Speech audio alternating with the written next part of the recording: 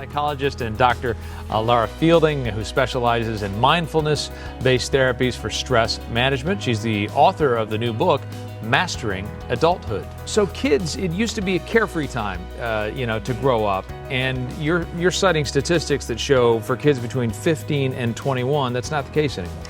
In fact, every year since 2007, the American Psychological Association has put out a Stress in America poll where we explore the impact of stress on Americans and how that stress is impacting mental health. And this is the first year we've included the Generation Z, or 15 to 21-year-olds, who are indeed reporting higher and significantly higher levels of stress than other generations. In particular, depression and anxiety is significantly higher in that generation. What's behind it? Things like mass shootings, like we described just before this segment, is the number one thing really stressing them out. Over 70% of Gen Zs are reporting that mass shootings stress them out, as well as increased suicide rates in their peers, things like that.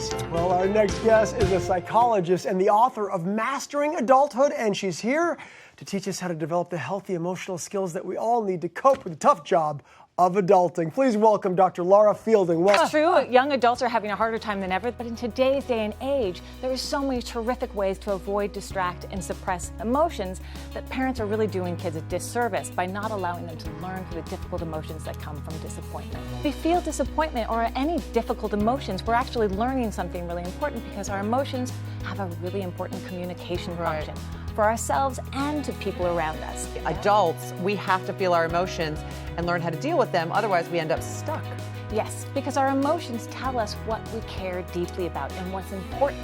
Welcome back to Good Morning Lala, and if you are ready to go beyond adulting and master being adult, Dr. Laura Fielding is in the house. She's an author, psychologist, all the above. And from the runways of Paris and New York to becoming a master adult. But I mean, Harvard University, tell us a little bit about your personal journey.